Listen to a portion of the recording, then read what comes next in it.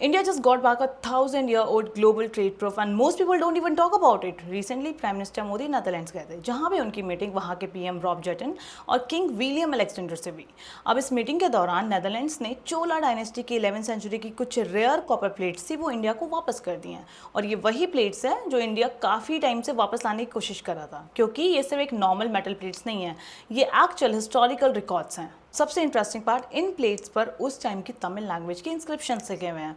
Royal orders, land grants, taxation system and overseas trade तक की भी प्रॉपर डॉक्यूमेंटेशन है। जस्ट इमेजिन कि 1000 ईयर पहले जब वर्ल्ड के कुछ रीजन ग्लोबली कनेक्टेड भी नहीं थे, उस वक्त भी चोला डायनेस्टी सिर्फ इंडिया में ही रूल नहीं कर रही थी, बल्कि इंडियन ओशन ट्रेड को भी इन्फ्लुएंस कर रही थी। इंडिया के south east Asia, Indonesia, Malaysia और मेजर सी ट्रेड रूट के साथ भी बहुत ज़्यादा स्ट्रॉन्ग कनेक्शन थे। और सबसे इंटरेस्टिंग पार्ट जो कि काफ़ी कम लोग को बताया कि जो स्ट्रेट ऑफ मलाका है, जहाँ से वर्ल्ड ट्रेड का ह्यूज परसेंटेज पास होता है, चोला पीरियड में भी वही रूट ग्लोबली स्ट्रैटेजिक माना जाता था। उस वक्त इंडिया सिर्फ सर्वाइव नहीं करा था, वो ग्लोबल ट्रेड नेटवर्क को भी बिल्ड करा था। और उस वक्त जो टेम्पल्स हुआ करते थे वो सिर्फ वर्शिप लिए नहीं होते थे, वो ट्रेड हब्स या फिर डिप्लोमेसी सेंटर या फिर कल्चर कनेक्शन के पावरफुल सेंटर भी हुआ करते थे। और फिर कॉलोनियल पीरियड और फॉरेन कलेक्शन के टाइम पे ये आर्टिफैक्ट्स इंडिया से बाहर हो गए, लेकिन 2023 में इंडिया ने नीदरलैंड से डिमांड की कि उनको ये कॉपर प्लेट वापस कर दी जाए।